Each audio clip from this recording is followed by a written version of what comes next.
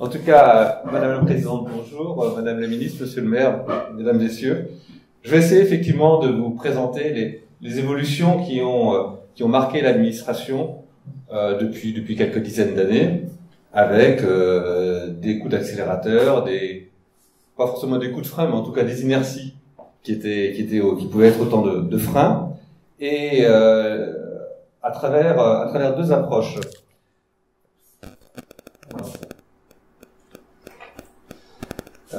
D'une part, vous présenter un peu quels ont été les facteurs structurants, les mouvements de fond dans l'administration, dans la société, qui forcément impactent l'administration.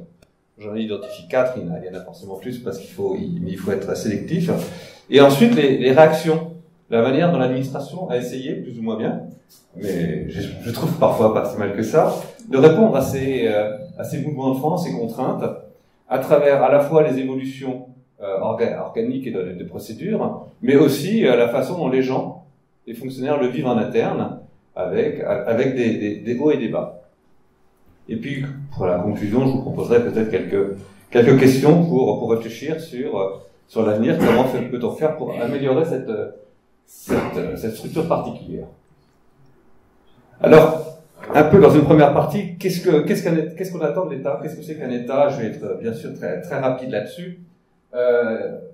Le terme État est très polysémique. Ça peut être d'abord une structure qui représente une collectivité territoriale. Lorsqu'on parle du chef de l'État, le président de la République, c'est une définition très très large, très politique. Sur le plan plus administratif, l'État c'est une structure, une collectivité de niveau national, comme il peut y avoir des conseils régionaux, des conseils départementaux. Et c'est un peu cette définition que je prendrai dans la suite de mon intervention, me focalisant sur la manière dont la machinerie administrative d'État fonctionne et les évolutions qu'elle a. Bien sûr aussi, pour rappel, il peut y avoir aussi des définitions plus diplomatiques.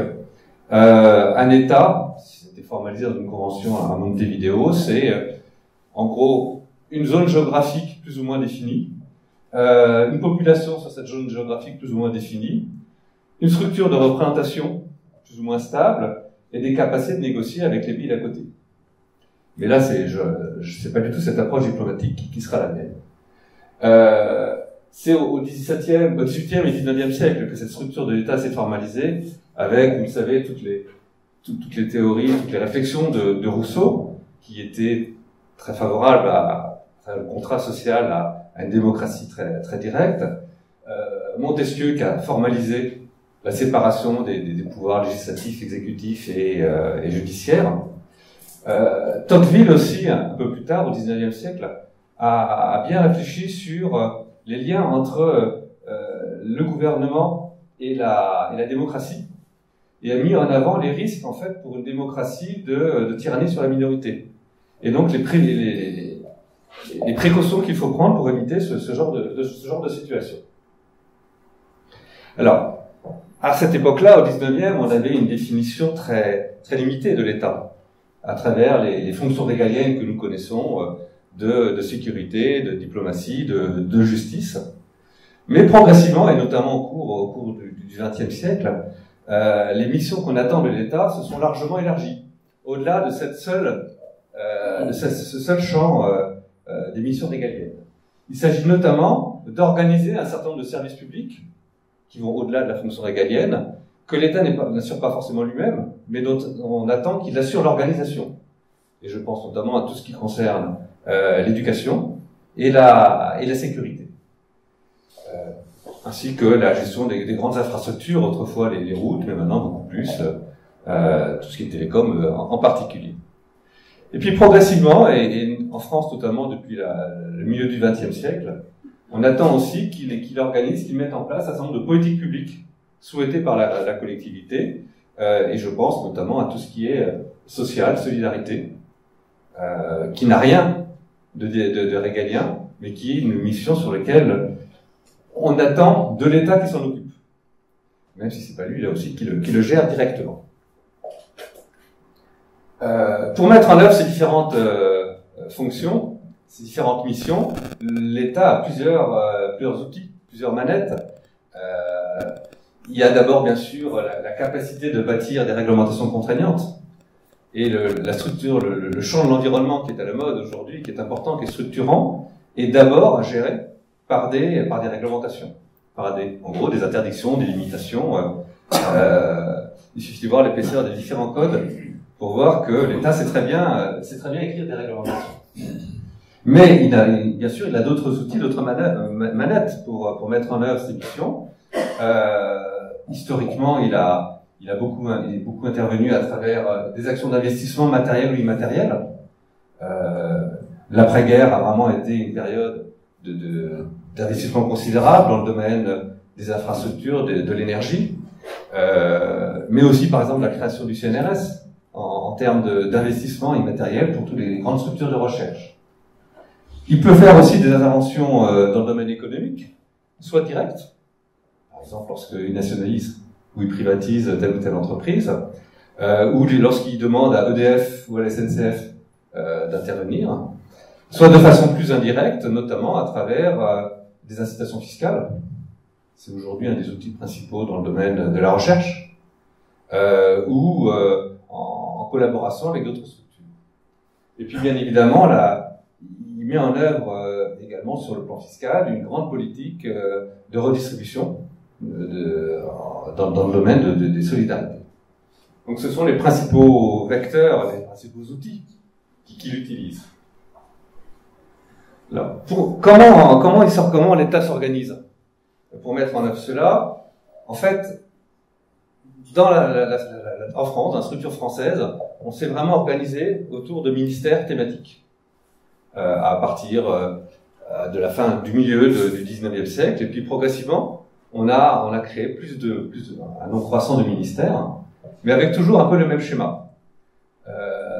La structure à Paris du ministère, avec son cabinet qui l'assiste. Alors, les membres d'un cabinet ministériel sont pas forcément des fonctionnaires, mais surtout, ils ont un contrat à durée déterminée. D'ailleurs, formellement, dans leur contrat, il est bien stipulé que celui-ci arrive à échéance lorsque le ministre quitte ses fonctions. Mais à Paris, il y a aussi toutes les structures d'administration centrale de ces différents ministères qui essaient de traduisent les priorités en textes réglementaires, en projet de loi, en décret, qui organisent le fonctionnement des services territoriaux, qui assurent un certain nombre de fonctions support au niveau central, dans le domaine de la comptable, des ressources humaines, juridiques, etc. Et on a donc plusieurs directions thématiques. Le nombre a varié dans l'histoire, on est plutôt dans une phase actuellement de réduction de ce nombre de directions. Par exemple, au ministère de l'Agriculture, que je connais un peu mieux que les autres, il y a 3 grandes directions comme ça. Une direction pour tout ce qui est champ de l'agriculture, économie agricole. Une direction en charge de la sécurité de l'alimentation, tout ce qui est la surveillance sanitaire, en fait, de l'alimentation. Et une direction en charge de l'enseignement agricole. Et puis, ces directions d'administration centrale travaillent avec des services territoriaux où sont concentrés l'essentiel des fonctionnaires d'un ministère.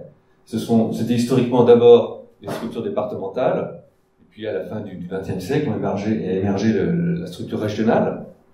Mais donc, on a plus de 90% des fonctionnaires qui sont dans ces structures régionales et départementales. Et puis, il y a je fais apparaître ici une structure un peu particulière qu'on appelle les établissements publics, dont je reviendrai après, sur lesquels je reviendrai plus tard, qui sont des structures beaucoup plus autonomes, qui ont un mandat précis et qui existent pour une fonction précise. Bon, c'est très schématique, ce que je vous indique. Il n'y a pas beaucoup de ministères qui se calent là-dessus, mais l'esprit est celui-ci. On voit bien que c'est un fonctionnement par ministère, donc complètement en tuyau d'orgue. Et c'est l'une des difficultés récurrente de l'administration française, cette structuration parallèle, par tuyau d'orgue, avec des cultures qui sont très très ministérielles. Alors, après les structures, quelques mots sur les agents, donc les fonctionnaires, comment est structurée la fonction publique française. Alors déjà, il y a 3 fonctions publiques pour les fonctionnaires de l'État. Les fonctionnaires des collectivités locales, donc communes, regroupements de communes, départements, régions, pour faire court, et toute la fonction publique hospitalière.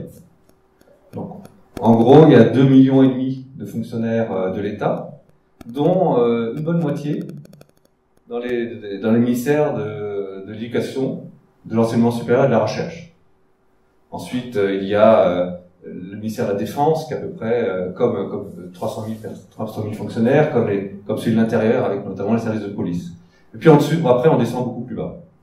Encore le ministère des Finances, qui a un peu plus de 100 000 fonctionnaires, et après, c'est systématiquement en dessous de 100 000.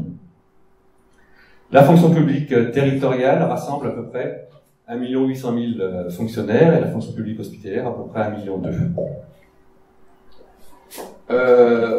Ce qui est marquant et frappant dans la fonction publique française, c'est qu'elle est structurée par corps. Ce qu'on appelle un corps, qui est c'est un terme un peu incompréhensible pour beaucoup de collègues d'autres pays. C'est une structure de gestion avec des gens qui sont regroupés autour d'un métier donné. Là, on parle d'une fonction publique de métier. Un corps, ce sont d'abord des gens qui ont les mêmes formations et qui assurent à peu près le même métier. Par exemple, le corps auquel Antoine et moi participions quand on était jeunes ingénieurs, c'est le général des eaux et des forêts. Il y a des corps de secrétaires, des corps d'enseignants, des corps de policiers, etc. On est structuré, vous le savez, sur un certain nombre de principes de fonctionnement, donc d'indépendance, de neutralité et de continuité, qui globalement ont été rédigés, ont été structurés après la Seconde Guerre mondiale pour faire écho un peu à un certain nombre de dérives qui existaient dans la fonction publique française jusqu'à ce moment-là, avec notamment l'obligation de rentrer à la fonction publique par concours pour compenser des biais et des copinages qui existaient précédemment. Le corps est vraiment devenu la structure de gestion avec des qualités et des défauts. En gros, on ne gère pas des gens, on gère des corps. Et par exemple, pour faire le même travail sur un même poste, selon le corps auquel vous appartenez, il peut y avoir des différences de rémunération, différences de promotion vraiment importantes. Parce que toutes ces règles de gestion de personnes se font par corps et non pas pour la fonction ou pour l'individu qui est concerné.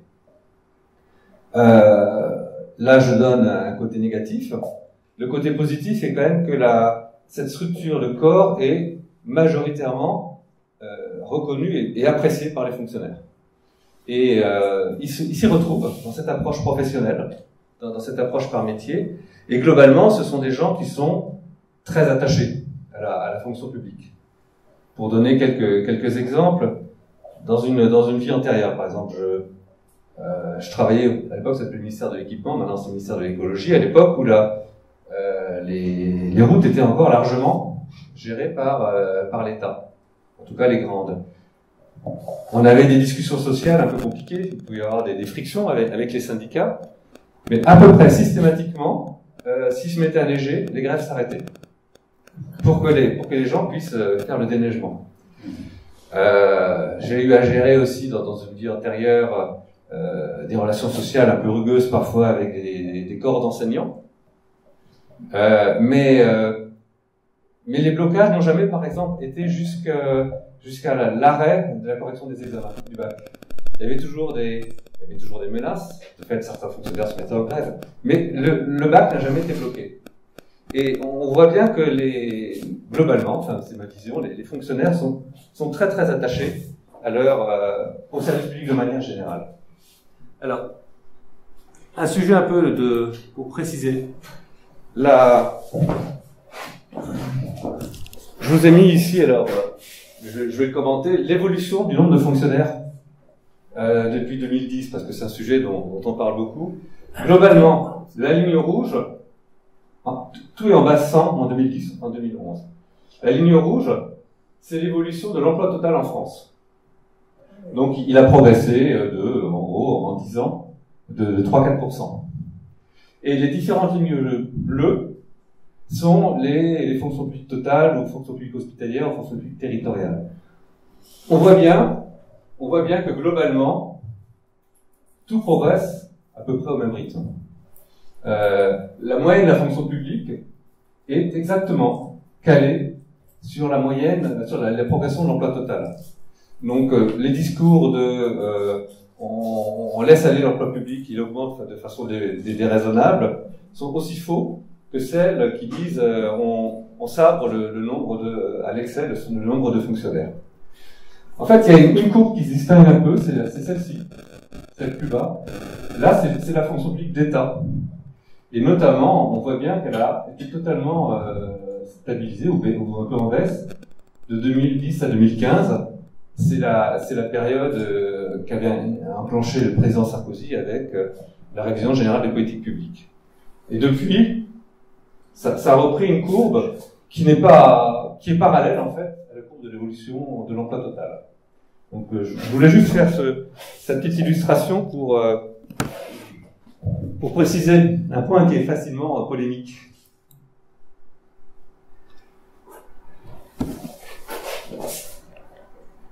Alors, après ce paysage, quelques commentaires donc sur les transformations. D'abord, les transformations de l'État vues par un certain nombre de sociologues. Elles sont globalement assez sévères. Là, j'ai cité Michel Foucault, Pierre Rosanvallon et Pierre Bourdieu. Michel Foucault a formalisé, a analysé la façon dont les différentes structures administratives, au sens large, en fait, structures publiques type hôpital, école, armée, structurent la personne et la contrôlent. Et son message est que, globalement, on n'a plus de marge de manœuvre individuelle. On est largement formaté, contrôlé par ces différentes structures publiques, sachant que les différentes structures publiques en elles-mêmes sont toutes différentes les unes des autres et peuvent donner des injonctions un peu contradictoires à l'individu. C'est un message assez pessimiste qui est, et on l'a pas mal reproché à Michel Foucault pour cette raison. Pierre Rosanvallon est un sociologue qui a énormément travaillé sur les sujets d'actualité de l'administration au sens large, avec beaucoup de travaux. Je vais donner quelques qui sont en phase avec les questions qu'on se pose. Par exemple, il a analysé ce qu'on appelle, ce que peut être l'État-providence. Qu'est-ce qu'il y a derrière le terme État-providence? Il a mis en exergue que le développement de cette conception ne peut que créer des frustrations. Dès lors qu'on attend trop de l'État, on est forcément déçu par ce qu'il peut apporter. Il a fait des travaux très intéressants sur les limites de la démocratie représentative et les mutations qu'elle a gérées avec le développement d'une attente de démocratie directe, plus directe. Il a travaillé aussi sur les attentes à l'égard du numérique et de l'administration électronique. Donc vraiment un regard de sociologue très, très ancré sur les sujets d'actualité. Pierre Bourdieu, on connaît tous ses principales théories, ses analyses, il est largement documenté. Il a beaucoup insisté sur la reproduction des inégalités en France à travers le système éducatif et le système culturel. Ce qui est un petit peu douloureux pour des fonctionnaires qui aimeraient bien pouvoir dépasser ça, mais le diagnostic est malheureusement sans appel. Alors, les tendances de fond dont je vous parlais et que je vais essayer de commenter, j'en ai identifié 4 que je vais vous décrire là. Elles vont toutes dans le même sens, qui est de grignoter de plus en plus le pouvoir de l'État, les missions de l'État. En tout cas, le pouvoir et ses moyens d'action. Alors, il y en a plus que ça, mais les 4, ça permet d'être un peu de se limiter sur ce que, à mon avis, sont les points les plus structurants. Le premier, c'est le développement de la mondialisation. Donc ça a notamment explosé à la fin du XXe siècle, à partir des années 80, surtout 90. On a tous en tête le développement des échanges de matériel, de mouvements financiers, avec clairement des impacts positifs sur le niveau de vie, sur l'accroissement de la richesse, mais aussi des limitations à cause des biais de moins-disant social ou environnementaux. Mais c'est une tendance de fond, et ça percute complètement les pouvoirs de l'État. Le champ de l'État national n'est plus pertinent pour réguler les activités économiques dès lors que la mondialisation a pris une telle importance dans notre pays comme dans tous les pays. Je vais un peu plus loin. On a en tête aussi un certain nombre de missions qu'on attend de l'État qui ne peuvent être abordées et étudiées qu'à l'échelle, négociées qu'à l'échelle internationale. La pandémie, il y a quelques années, en est une bonne illustration. Tout ce qui concerne la protection de l'environnement, la lutte contre le terrorisme, voilà trois exemples qui illustrent bien le fait qu'une gestion à la simple échelle française, ben ça marche, enfin ça marche pas. C'est nécessaire, mais ça suffit pas. On voit donc aussi que l'État ne peut plus utiliser ses moyens d'action traditionnels que je citais tout à l'heure, de réglementation, d'analyse financière, d'incitation. On doit rentrer de façon beaucoup plus subtile dans des négociations avec des gens qui n'ont pas forcément les mêmes intérêts que nous, en tout cas pas les mêmes visions. On utilise des outils indirects comme des normes techniques, des outils de régulation sur le plan financier, etc. Donc là, les outils traditionnels de l'État ne marchent plus dans un marché mondialisé. Et je ne veux pas seulement être un négatif pour les raisons que j'indiquais tout à l'heure. C'est bien qu'on travaille au niveau international pour un certain nombre de politiques publiques. Deuxième tendance de fond, qui est vraiment déterminante pour un certain nombre de ministères, complètement structurante, c'est l'influence de l'Europe. Au fil des décennies, un nombre considérable de compétences de l'État ont été transférées à l'Union européenne dans le cadre de discussions politiques qui ont été très très denses au fil des décennies. On a tous en tête des débats qui peuvent exister chez nous comme ailleurs, mais qui font que globalement un nombre considérable de politiques ont été transférées et donc ne sont plus assurées par l'État. Il y a des extrêmes, comme par exemple la politique de la pêche, où les États nationaux n'ont plus aucune compétence. C'est un transfert total, donc tout ce qui est réglementation en matière de pêche n'est élaboré, n'est formalisé qu'au niveau bruxellois. Le domaine de l'agriculture est celui qui est le plus connu, d'ailleurs, qui a des moyens financiers considérables. Les États gardent des capacités d'ajustement local, mais c'est de second ordre par rapport aux priorités qui sont définies au niveau européen, et donc qui sont négociées au niveau européen, négociées entre les pays à Bruxelles, mais négociées aussi avec le Parlement européen, dont le pouvoir est beaucoup plus grand que ce spontanément, enfin que ce soit qu'on pense spontanément. Et tout ceci a deux impacts. Premièrement, pour les États nationaux, dont la France. Premièrement, il doit faire son deuil d'un certain nombre de compétences qu'il n'assume plus. Je reviendrai tout à l'heure, c'est parfois un peu dur pour des fonctionnaires de voir que ils n'ont plus de pouvoir, là où ils en avaient auparavant. Mais deuxièmement, et ça on l'a moins en tête quand on n'est pas dans la machine administrative, l'Union européenne impose des organisations ou des modes de travail qui parfois peuvent être assez différentes de celles auxquelles nous étions habitués en France. Alors il y a un exemple qui est maintenant un peu daté, mais que je peux citer dans le domaine de l'agriculture, qui est un peu en lien aussi typiquement avec l'actualité. Un agriculteur dépose un dossier de demande de versement d'aide annuel, comme vous et moi on dépose des déclarations de revenus chaque année. Notre déclaration de revenus, à l'époque où c'était du papier et qu'on l'envoyait aux services fiscaux, elle était datée par le cachet de la poste faisant foi. Alors, pour les déclarations de la politique agricole commune comme pour les impôts, maintenant tout se fait par voie électronique. Mais à l'époque où c'était encore en format papier, et lorsque j'avais géré ça au niveau départemental, le cachet de la poste, ça marche pas. Surtout que les services fiscaux avaient une certaine tolérance, en fait. On n'a pas de tolérance pour les réglementations européennes. On regardait le jour d'arrivée, non pas le jour de départ. Le jour où ça arrivait dans le service. Un jour de retard, c'était 1% de moins du prime. 2 jours de retard, 2%. Et lorsqu'on arrivait à 20 jours de retard, on passait à 0. Donc c'est un mode de faire beaucoup plus strict que ce à quoi on est habitué dans la fonction publique française. Et c'est lié aussi à des différences de conception de l'activité administrative. La France, culturellement, et notamment parce que son administration était historiquement bien cadrée, on fait confiance aux fonctionnaires alors que dans l'état d'esprit européen, on fait confiance à la procédure. Et là, ça fait référence notamment à l'état d'esprit anglo-saxon ou d'Europe du Nord. Et en fait, l'objectif d'une procédure est de limiter les marges de manœuvre du fonctionnaire pour éviter les dérives. Là, je le présente de manière un peu négative, j'en reparlerai tout à l'heure, mais c'est un impact important de la gestion des crédits européens en fait en France.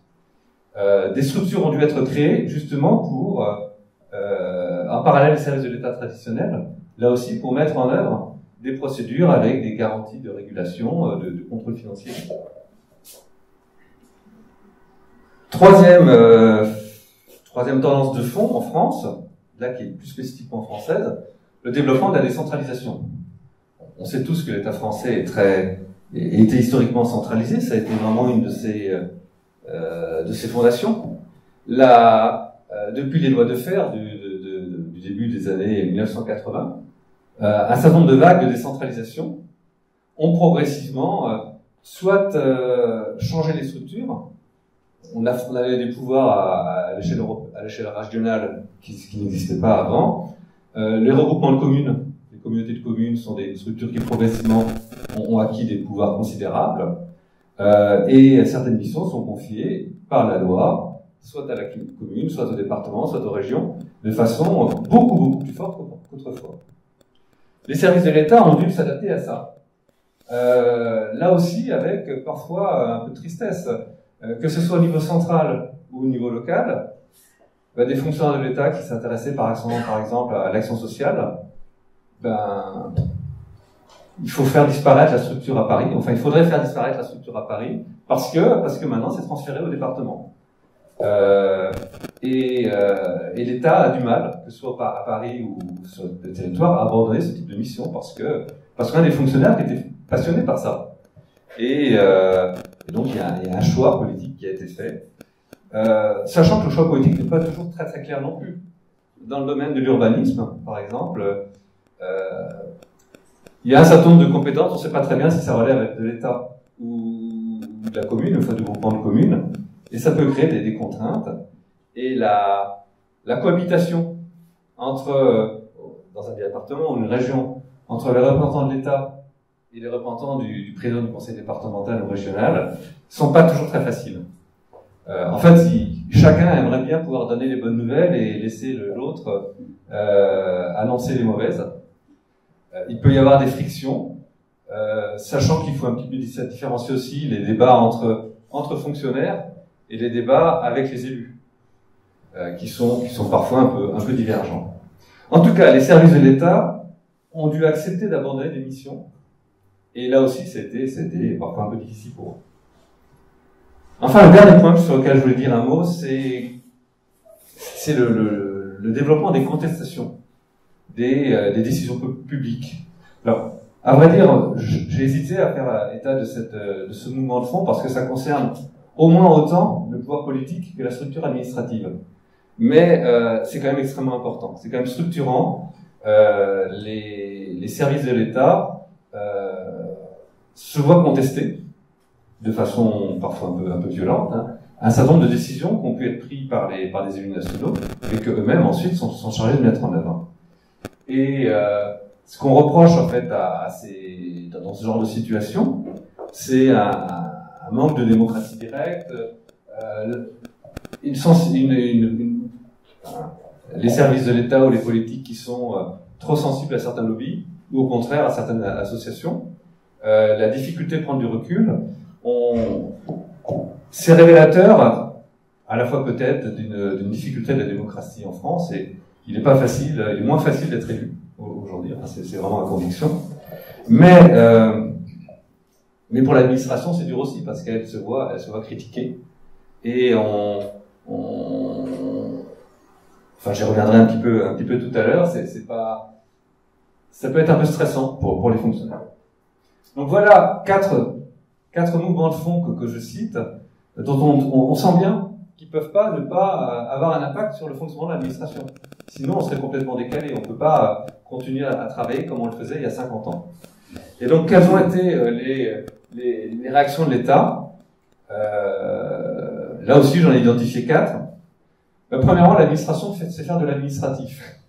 Donc, on a formalisé un code des relations entre le public et l'administration. Alors, juridiquement, il fallait le faire, hein, mais c'est peut-être un peu caricatural aussi d'un décalage qui peut exister entre une vision administrative et une réponse à une évolution de la société. Ce qui l'est peut-être moins, c'est par exemple le principe du droit à l'erreur, qui est pas dans la culture administrative. Lorsqu'on reçoit un dossier, on traite le dossier tel qu'il arrive. Je faisais un parallèle tout à l'heure avec les réglementations européennes. La notion de droit à l'erreur, ça marche pas pour la gestion des crédits européens. Et d'ailleurs, c'est une critique que font les agriculteurs dans les manifestations actuelles. Et le problème, c'est que l'État français ne peut pas répondre à ça. Alors, on tourne autour du pot. Mais le ministre de l'Agriculture, le Premier ministre, ne peut pas, tout d'un coup, sur un claquement de doigts, dire on va introduire le droit à l'erreur dans la gestion de la politique agricole commune. C'est une illustration, en fait, des conséquences, des difficultés de la perte de pouvoir dont je parlais tout à l'heure. Je voulais juste m'arrêter un instant sur les procédures qui existent dans le domaine environnemental. Parce que c'est un domaine totalement structurant pour nous tous. Historiquement, il existait juste la notion d'enquête publique. Soit dit en passant, il y a plusieurs dizaines d'années, on a inventé au 19e siècle, on a inventé l'enquête publique pour protéger le propriétaire, pour que le propriétaire d'un terrain soit au courant de ce sur quoi ce qu'on peut faire sur son propre terrain.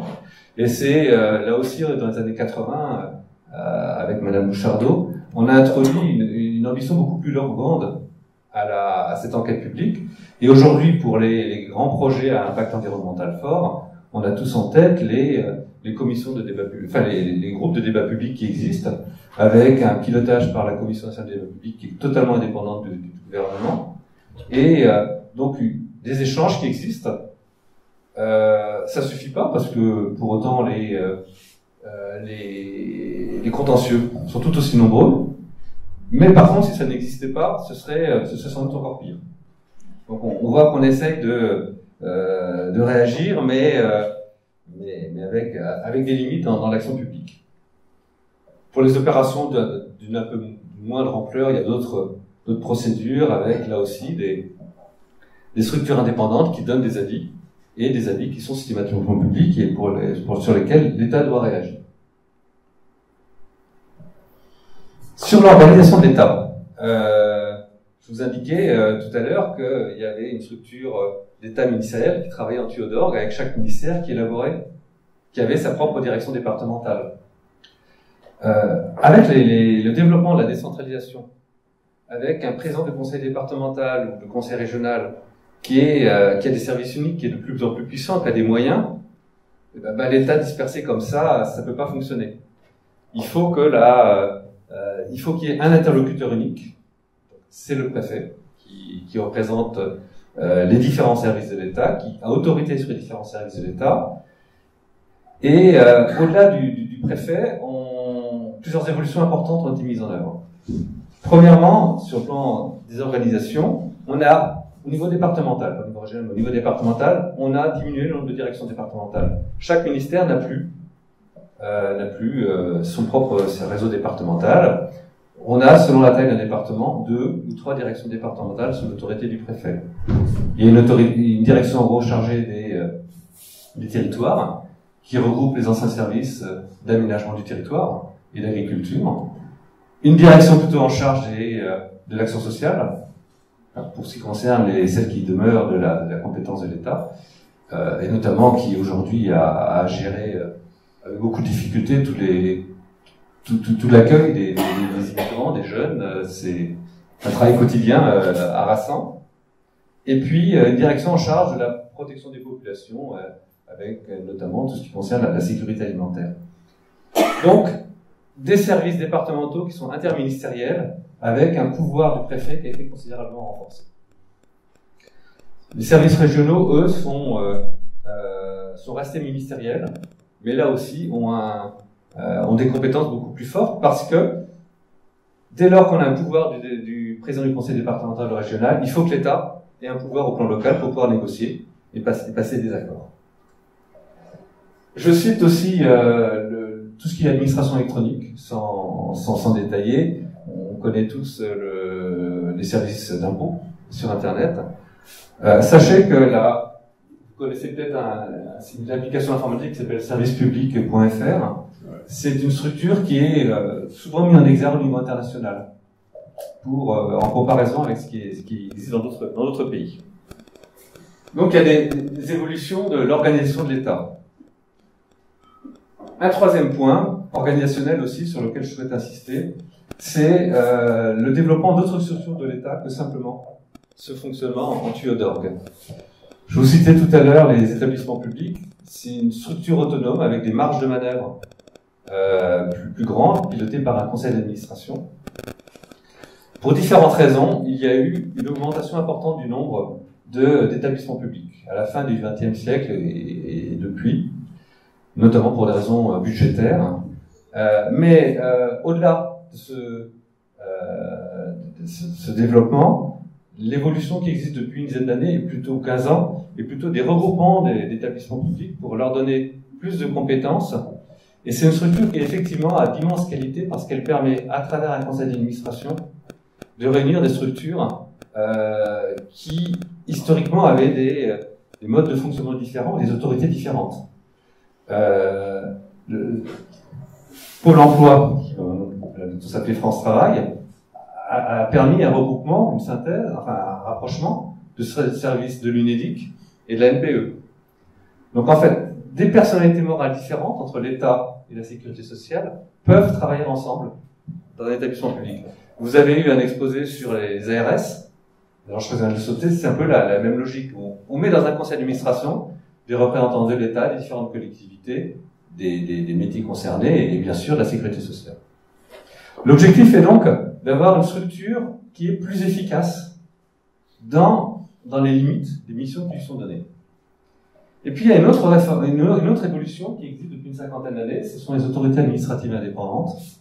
La première qui a été créée, c'est la CNIL, en 1978. Alors, autorité, parce que ce sont des structures qui ont un pouvoir de décision. Administratif, parce que même si elles sont dépendantes de l'État, elles engagent l'État.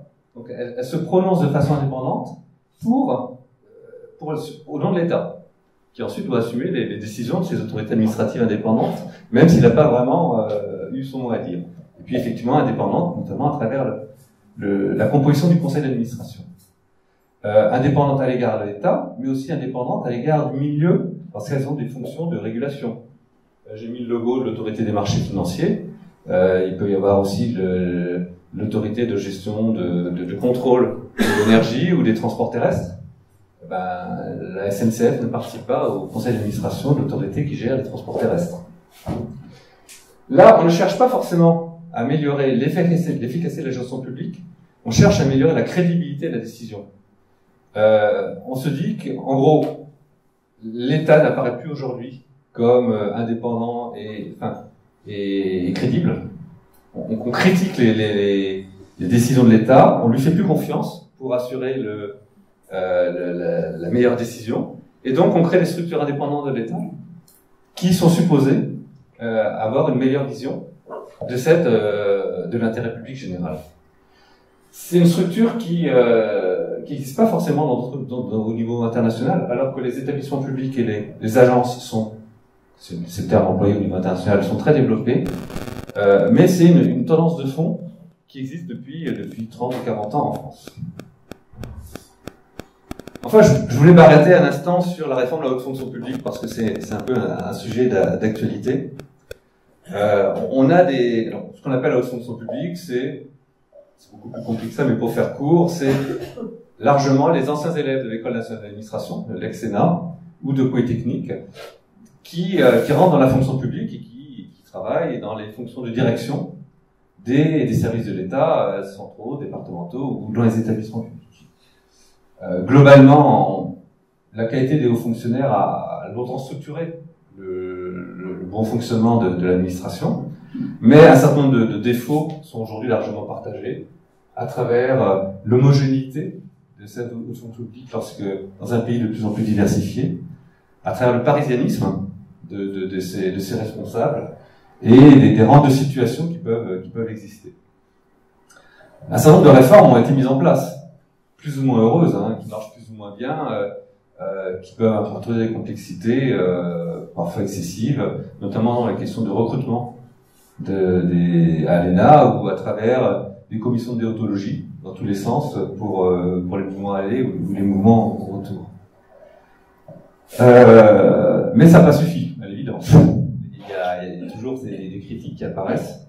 Et la réforme en cours a plein de dimensions que je ne vais pas commenter, mais je vais m'attarder sur l'une d'entre elles qui aborde un volet qui n'avait pas été abordé, n'a pas été traité jusqu'à présent.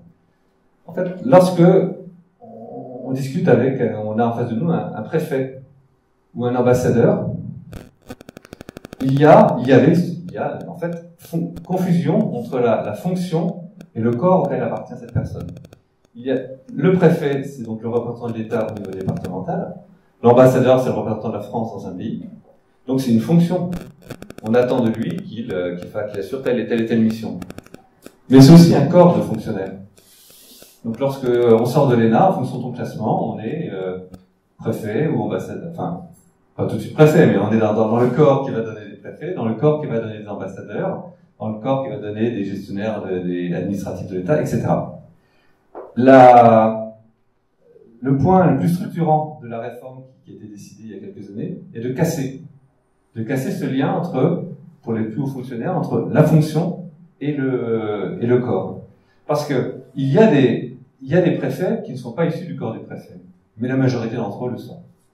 Il y a des ambassadeurs qui ne sont pas issus du corps des ambassadeurs, mais la majorité le sont. Donc, lorsqu'on sortir de l'ENA à 25 ans, on va dans le corps qui va donner les préfets, on a toutes les chances de devenir préfet, sauf si on fait des bêtises, et il y en a. On a toutes les chances de devenir préfet, il ne faut pas exagérer, il y en a à peu près qu'un tiers qui devient préfet. Mais on est quand même dans une logique ascendante où en fait, son rang de classement sortir de l'ENA détermine largement le métier qu'on va faire 30 ans après. C'est ça. Lorsque je parlais de rang de situation, c'est ça. Et ce système a été cassé. Il n'y a plus ces différents corps au sortir de l'ENA. Donc le classement n'a plus d'importance. On a bien vu que il y a eu des contestations de cette réforme, notamment des préfets ou notamment des ambassadeurs. Mais globalement, le constat des failles et des limites du dispositif actuel est quand même partagé. Il y a une application très très forte du président de la République là-dessus. Il y a un accompagnement qui se fait, y compris sur le plan financier. Et donc globalement, pour l'instant, la réforme marche pas si mal que ça. On verra ensuite par la suite, j'en sais rien, mais je me suis arrêté là pour dire que la réforme de la fonction publique, qu'on connaît depuis 3-4 ans, enfin, c'est un petit sérail qui connaît ça, est beaucoup plus ambitieuse que simplement la suppression de l'ENA. D'ailleurs, elle a été transformée par une autre école qu'un autre titre. Alors, là, je vous ai décrit de façon un peu factuelle les évolutions qui ont été mises en œuvre.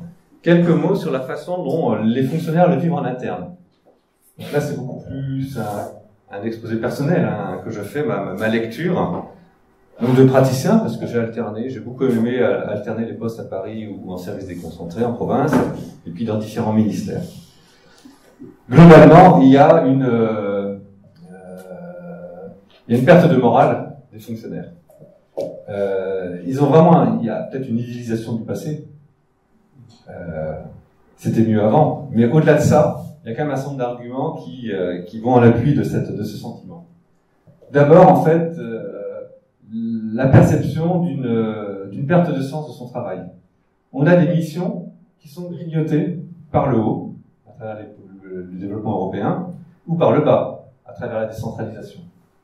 Les moyens d'action des services de l'État, notamment les disponibilités budgétaires, elles fondent comme neige au soleil, et puis dans une période de fort réchauffement climatique.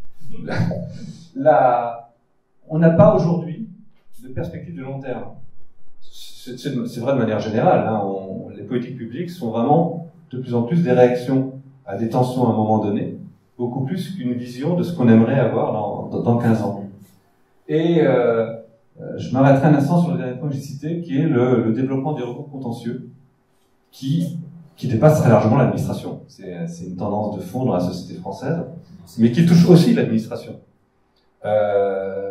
j'ai plusieurs exemples vraiment très personnels. Par exemple, comme jeune ingénieur, et puis 15 ans après, comme dans des fonctions administratives, j'ai lancé un certain nombre d'appels d'offres. Quand j'étais jeune ingénieur, je prenais la réponse qui me paraissait le mieux répondre au cahier des charges que j'avais rédigé. Et 15 ans après, je prenais la réponse qui minimisait les risques contentieux. Alors, en théorie, on arrive au même résultat. Mais les résultats sont quand même, la démarche n'est quand même pas la même. Dans un domaine agricole, un directeur départemental est amené à prendre un certain nombre de décisions pour autoriser les gens à exploiter telle ou telle parcelle agricole. Quand j'étais directeur départemental, c'est les actes, les arrêtés départementaux, je signais le plus.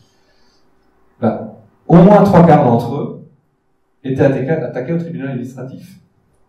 Parce qu'en fait, on faisait beaucoup plus de mécontents que de contents dans ce genre de situation. Systématiquement, le tribunal donnait raison à l'administration. Mais avoir à gérer ce contentieux, obliger les collègues à bosser dessus, de faire des mémoires en réponse permanents, plutôt que de travailler sur d'autres dossiers. Ça s'est encore accentué avec, pareil, dans l'administration comme dans la société française, le développement des recours sur le plan pénal. Et donc on a un nombre significatif de collègues qui se font attaquer au pénal. Et ça a notamment arrivé au ministère de l'Agriculture avec la crise de la vache folle, où plein de directeurs départementaux de services vétérinaires se sont fait attaquer au pénal pour mauvaise surveillance sanitaire. Et c'est redoutable, à titre individuel, d'être dans une procédure de cette nature. Par exemple, c'était pas exactement sur le même sujet, mais j'ai une collègue directrice régionale, à un moment, elle reçoit un matin un coup de fil de la gendarmerie pour que si elle pouvait venir le lendemain matin à la gendarmerie déposer sur telle gestion de dossier. La directrice dit, pas de problème, mais est-ce que ça pourrait être demain après-midi, parce que demain matin, j'ai un exposé à la chambre d'agriculture. Les réponses de la secrétaire de la gendarmerie, faut-il qu'on vienne vous chercher avec des gendarmes? Donc ça met dans l'ambiance. Et dans ce genre de situation, en fait, l'administration, pour pouvoir réagir et répondre à des recours contentieux, est amenée là aussi à formaliser des procédures qui lui serviront d'éléments de défense. Donc, en gros, on prend ceinture et bretelles pour justifier toutes les décisions que l'on prend. Alors, on positive en disant que c'est une démarche qualité. Mais la motivation était d'abord de répondre à des recours contentieux. Et d'être à même de répondre à des recours contentieux.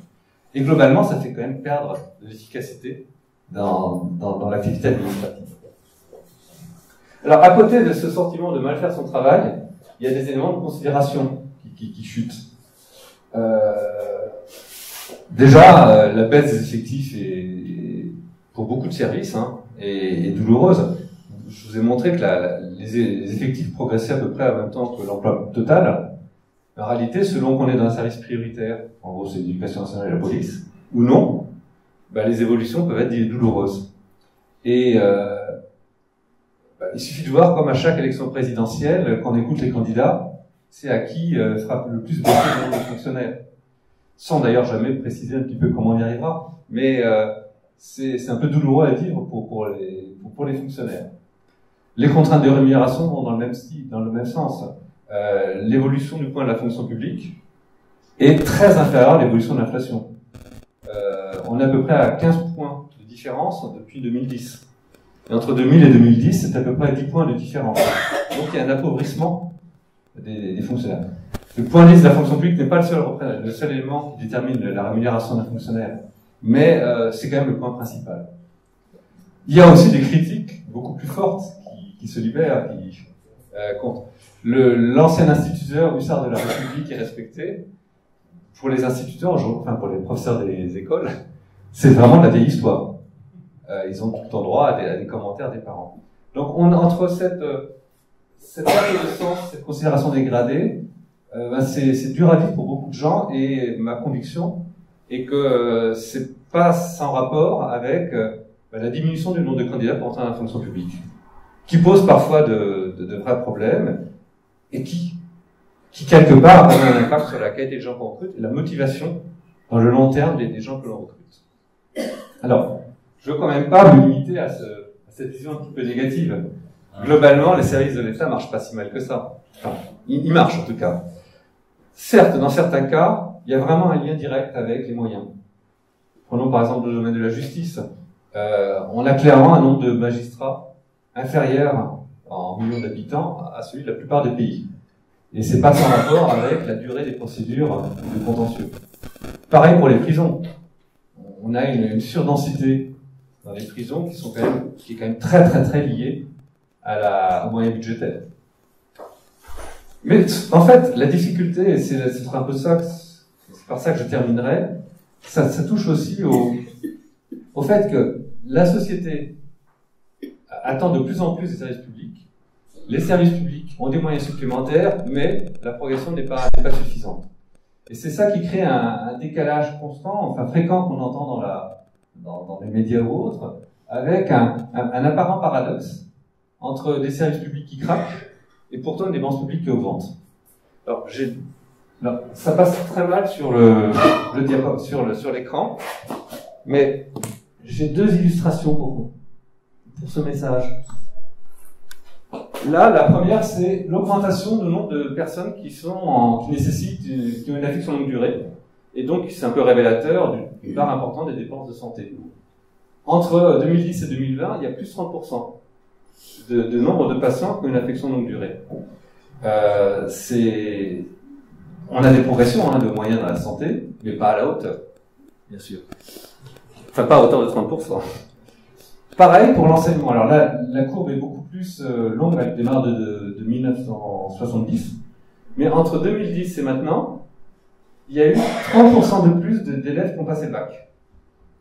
Alors, un peu avant, c'était des élèves à former au lycée, après, c'est des élèves formés à l'université. Mais 30%, c'est quand même important. Et on a 30% d'élèves de plus, et on n'a pas 30% de professeurs de plus.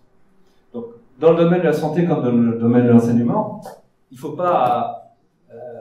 il y a des gains de productivité qui peuvent être faits, mais pas à la hauteur des chiffres que je donne. Donc c'est aujourd'hui ça la gestion que l'on a dans l'administration, c'est comment gagner en productivité comment gagner en productivité pour répondre à la demande croissante. Et aujourd'hui on a des difficultés. Cette situation donne lieu à des possibilités de développement d'une offre privée. Dans le domaine de l'école comme dans le domaine de la santé, c'est illustratif, qui vient en complément ou en substitution de l'offre de l'État. Voilà, donc c'est la fin de mon intervention. Là, on a donc une administration qui, dans la culture française, dans l'histoire française, a donné un rôle très important à cette sphère administrative pour le développement du pays. On continue à attendre beaucoup de l'État, même s'il n'a plus les compétences pour. Mais si on fait une manifestation, c'est plus souvent devant la préfecture ou dans un ministère parisien que devant l'hôtel du département ou l'hôtel de la région. Je vous ai fait part un petit peu, en tout cas, de ma vision des tendances de fond qui traversent notre société et la manière dont l'État essaie d'y répondre. Je vais essayer de vous montrer qu'il y répond peut-être, le mammouth bouge plus que ce qu'on croit spontanément, même si c'est des évolutions progressives. Et je vous propose de terminer par trois questions, en fait, qui se posent aujourd'hui dans la fonction publique pour la suite. Déjà, et c'est très spécifiquement français, est-ce qu'il faut poursuivre la décentralisation ou pas? Comment mieux séparer les missions de l'État et des collectivités locales, parce qu'il continue à y avoir des superpositions. Soit dit en passant, on peut transposer le débat avec, par exemple, pour la sécurité sociale, entre le paritarisme et les décisions pures de l'État. Deuxième question, c'est, en termes de ressources humaines, comment faire pour qu'en France, on ait des fonctionnaires de qualité et passionnés tout au long de leur carrière, avec donc les formations, les mobilités, les évolutions de carrière. Et puis enfin, quelques mots sur la place de l'administration électronique. C'est à l'évidence un élément structurant, ça a permis des améliorations considérables. Aujourd'hui, au quotidien, les services de l'État ne peuvent pas se passer avec l'administration électronique pour l'instruction des dossiers, pour la gestion des contrôles, enfin pour plein de choses. L'intelligence artificielle va accentuer encore tout ça. Mais jusqu'où aller, comment ne pas totalement déshumaniser non plus les relations avec un certain nombre de Français. Voilà, je vous remercie pour votre attention et je suis à votre disposition pour essayer de répondre à vos questions.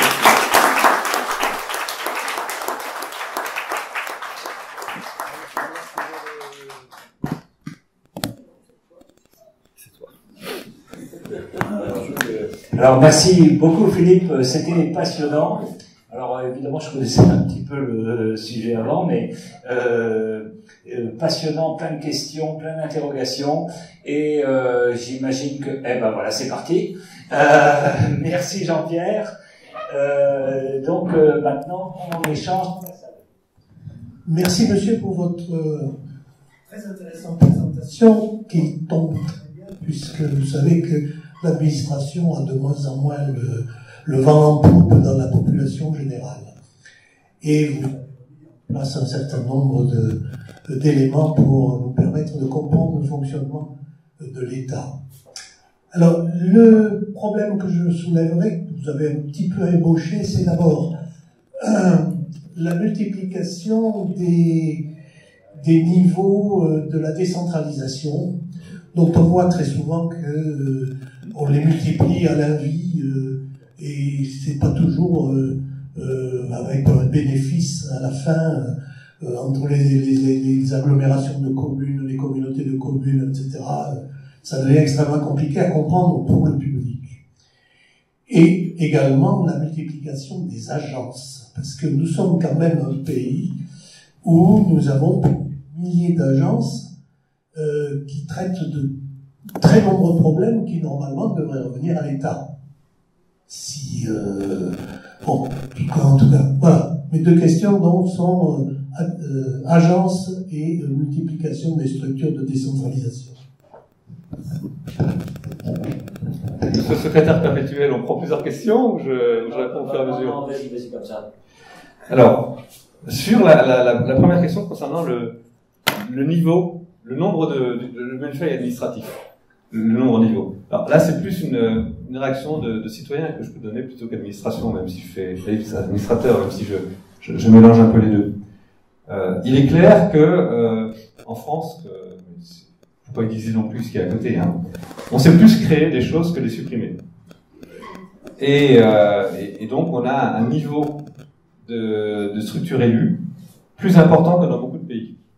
Alors, c'est quand même très lié à la culture, à l'histoire, et par exemple supprimer le département a donné lieu à de nombreuses reprises à des discussions avec plein d'avantages et plein d'inconvénients, mais il faut pas oublier les avantages, et notamment dans un moment actuellement où la puissance publique et la démocratie représentative sont un peu fragilisées. Il faut faire attention à ne pas supprimer un niveau électif qui a le mérite d'exister et qui est complètement ancré chez nous. Et là, je parle du conseil départemental parce qu'il y a un certain nombre de débats autour. C'est encore plus net pour le maire. Le nombre on critique beaucoup le nombre de mairies en France. On n'a pas, le mouvement de fusion des communes reste quand même historiquement très très limité. Alors, ce que vous dites est un sujet classique. Hein. Une des réponses qui a quand même été faite il y a quelques années, c'est le caractère obligatoire de telle mission à tel niveau. Et ce qu'on appelle la clause de compétence générale a été largement limitée, c'est-à-dire le département avait un certain nombre de missions, mais pouvait, s'il le voulait, avoir des soutiens économiques qui relèvent de la région.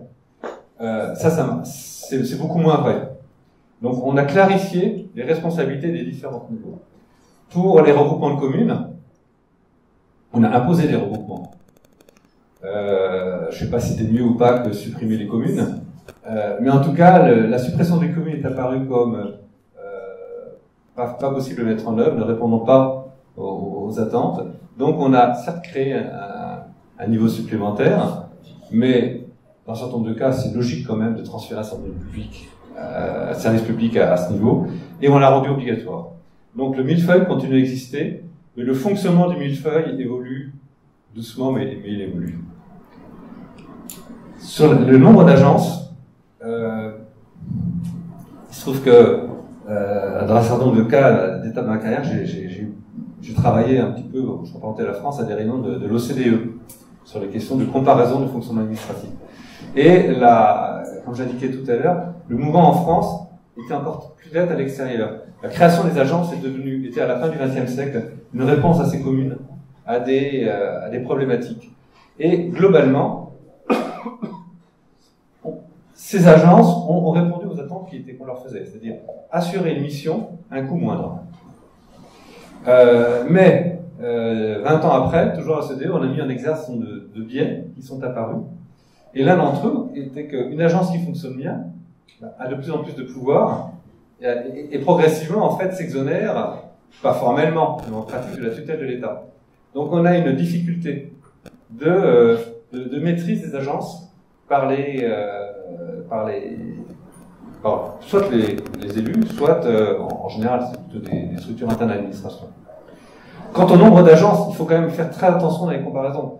Un collège, un lycée sont des établissements publics. Donc c'est administrativement une structure d'agence. C'est l'essentiel du nombre d'agences au niveau français. Mais quand on parle ou qu'on critique les agences, c'est généralement pas ce type de structure auquel on fait référence. J'insiste quand même sur le fait que aujourd'hui, la tendance, c'est celle que j'ai commentée, c'est avoir des agences en fait qui sont plus transversales et avec un conseil d'administration représentatif de plusieurs structures de pilotage. Et c'est une évolution pour laquelle je pense que c'est une bonne chose. On a quand même un débat aujourd'hui une difficulté de faire fonctionner les services de l'État et différentes collectivités locales. Et dans un certain nombre de cas, par exemple, un parc naturel régional, typiquement, c'est des établissements. Ces établissements publics permettent de mettre autour de la même table et censés travailler ensemble des personnes avec des profils très différents. Et structurellement, des missions qui peuvent être très variées. Merci beaucoup, Philippe. Nous, on n'est pas très favorable à la suppression de notre commune. Voilà. Et je passe la parole à Jacques Marais. J'ai un commentaire à faire sur cette question de la décentralisation. Si, vas-y. J'ai éteint le mien. Oui. Je l'ai éteint. Ça interfère. Sur cette question de la décentralisation, il y a un principe intéressant de ma vie professionnelle. C'est un principe européen, mais qui est très peu valorisé en France, qui est ce qu'on appelle le principe de subsidiarité. C'est-à-dire l'idée qu'effectivement tout ce qui peut être fait au niveau local doit être fait au niveau local, et qu'on ne remonte, disons, dans le système de décision que pour les questions qui méritent d'être traitées à ce niveau-là. Et il est assez évident, à mon avis, que cette pratique, cette philosophie qui prévaut en France est très liée, en fait, à l'histoire, notamment l'histoire catholique et napoléonienne centralisée, qui fait qu'effectivement l'État doit tout gérer finalement, alors que dans la culture, disons, protestante des États du Nord, des alentours, en fait, du nord de l'Europe, on a le principe selon lequel les choses peuvent se traiter au niveau local sont finalement beaucoup plus pertinents et plus efficaces. Juste avant que tu dises, il ne faut pas oublier qu'avant la Révolution, les poids et les mesures n'étaient pas les mêmes en France d'une région à une autre. C'était un bordel inimaginable entre les droits, les franchises de telle ville. Donc on avait une espèce de mosaïque française qui ne ressemblait à rien du tout. Et l'esprit des députés de la constituante de la Convention, c'était de mettre un peu d'ordre dans ce paysage qui était un sale bigondisque de règles et d'exemptions, de droits particuliers qui avaient été payés pour acquérir la paix sociale pendant 300 ans avant par les rois. Donc c'est pas mal d'avoir mis un peu d'ordre. Donc maintenant faut peut-être relâcher un peu la laisse. Voilà. C'est la même veine, votre question? Oui, je me pose la question. Les fonctionnaires, dont je fais partie d'ailleurs, sont dans une zone de confort. Vous disiez que, par exemple, il y a un rapport entre les fonctionnaires et la politique que vous n'avez pas évoqué.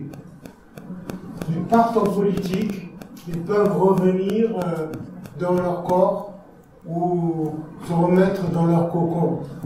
Ce qui fait qu'on a une représentation nationale qui est essentiellement représentée par ces fonctionnaires qui sont là et qui font des pantouflages. Par exemple, vous avez Bruno Le Maire qui a eu le courage de dire « Je fais de la politique et je renonce à mon titre de fonctionnaire ». La plupart ne renoncent pas et retournent tranquillement après avoir perdu leurs élections, pantouflés au Conseil d'État ou ailleurs. Donc j'aurais voulu que vous abordiez ce problème. Parce que vous avez parlé de neutralité politique, en réalité elle n'existe pas. Ce sont les fonctionnaires qui font de la politique. Alors. Oui, allez.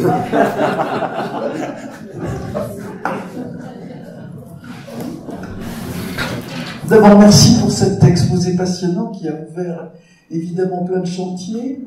Je voudrais faire simplement quelques observations, qui sont d'ailleurs plus des observations que des questions. D'abord, je crois qu'il faut se rendre compte de l'extraordinaire qualité de la fonction publique française.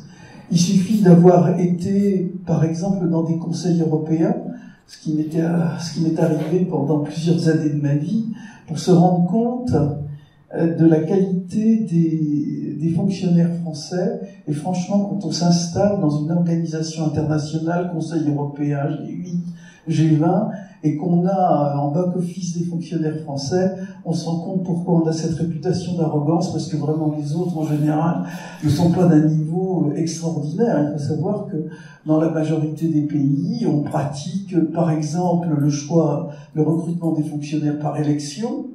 On peut, comme aux États-Unis, recourir au spoil system, c'est-à-dire qu'on dégage des pans entiers d'administration à chaque élection d'un président des États-Unis. Et bien sûr, les questions de copinage font que on choisit sur des critères personnels de recrutement au lieu d'une fonction publique française avec des formations, des concours. Et ça, je crois qu'il faut quand même le dire. Alors, vous avez appelé l'attention sur les établissements publics, les autorités administratives. Moi, je pense que les établissements publics, effectivement, posent un problème de gestion au service de l'État. Dans les services de l'État, je prends l'exemple du dernier ministère que j'ai assuré, 28 000 fonctionnaires, c'est pas beaucoup au ministère de la Culture, 25 000 sont dans des établissements publics qui sont des États dans l'État.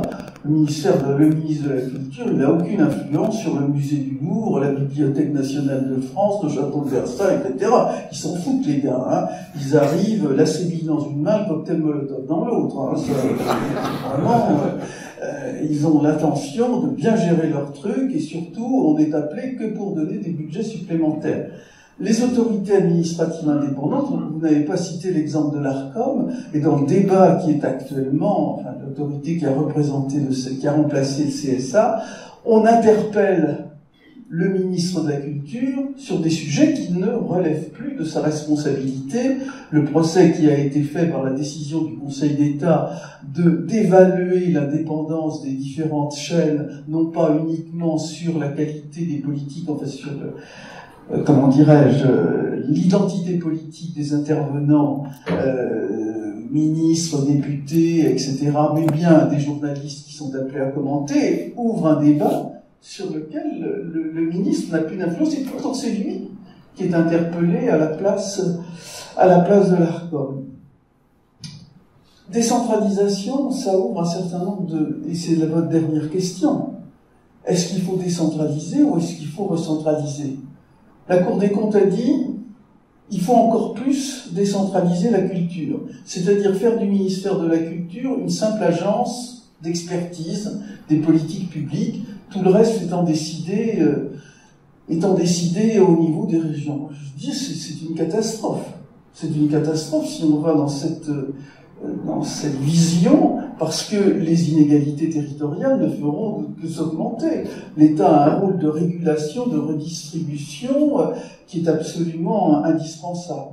Maintenant, c'est vrai que quand la préfète de la Nouvelle-Aquitaine, au moment de gérer la question des masques lors de la dernière pandémie, le président du conseil départemental se fait photographier devant les cartons de masques payés par l'État, je comprends qu'elle est des boutons, la préfète. Et à ce moment-là, évidemment, elle me dit, Madame la ministre, comment voulez-vous que j'y arrive? Il y a 82 personnes dans le service de communication du président du conseil départemental et moi j'en ai 2. Évidemment, là, ça devient difficile. Et la décentralisation, pardon, mais vous n'avez pas assez insisté sur la dernière et détestable réforme territoriale qui a créé les grandes régions.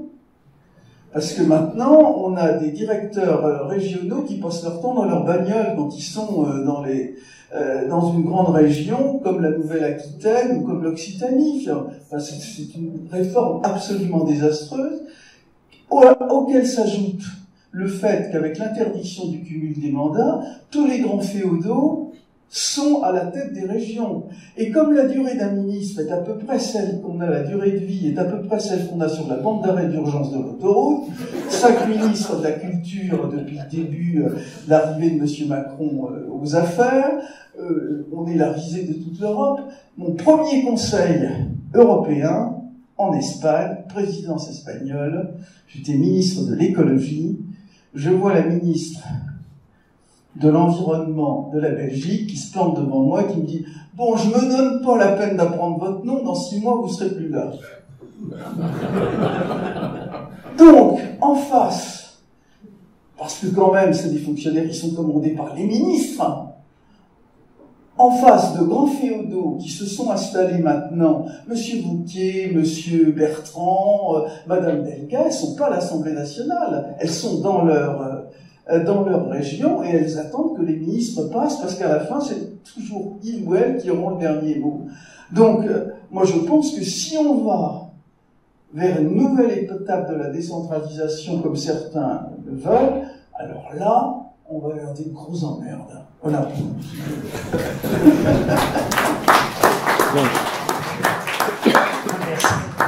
Merci Roselyne. La parole est à la défense. Hein. Je vais essayer de répondre, c'est pas forcément de la défense.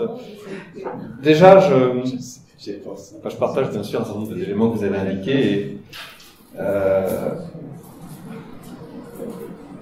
je commencerai peut-être par je n'oublie pas la tienne, hein, mais parce que vous avez dit sur la porosité entre la fonction publique et le Parlement.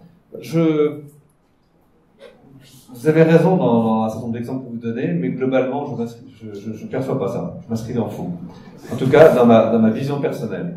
Déjà, le nombre de fonctionnaires députés, sur le long terme, est à la baisse. Vous citiez le cas du nombre de conseillers d'État députés. Je ne sais pas combien il y en a aujourd'hui, mais à mon avis, il n'y en a pas beaucoup. Historiquement, c'était plus des enseignants. Beaucoup moins des médecins, là. C'est ce que j'allais dire, ouais.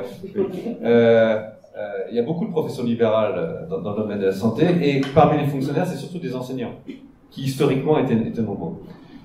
Bien sûr, il y en a, mais déjà, ces mouvements entre le Parlement et la fonction publique, effectivement, existent, notamment parce que par rapport à des professions libérales, les fonctionnaires ont la possibilité de revenir sans difficulté. Il y a quand même beaucoup de règles de déontologie qui ont été mises en œuvre, que pour ma part, je trouve dans un certain nombre de cas un peu excessives, mais je j'ai jamais été confronté à ça. On est quand même dans une logique de perception par défaut de mélange de genre. Alors, ces règles, j'élargis un peu la question, hein, parce que c'est beaucoup plus vrai entre les services de l'État et les grandes entreprises. Mais il y a aujourd'hui des limitations, enfin vraiment très très fortes, qui font qu'il n'y a quasiment plus de perméabilité entre les grandes structures, publiques ou parapubliques d'ailleurs. Si un fonctionnaire veut aller à la SNCF ou ou même au CNRS, qui sont des structures, des établissements publics. Il y a ensuite des limitations du type de contact qu'ils peuvent avoir avec le ministère de base. Donc, j'ai rencontré dans ma carrière des fonctionnaires qui ont fait cet aller-retour, et bon, j'ai peu d'expérience, mais ce que j'ai pu voir de leur activité faisait qu'ils séparaient complètement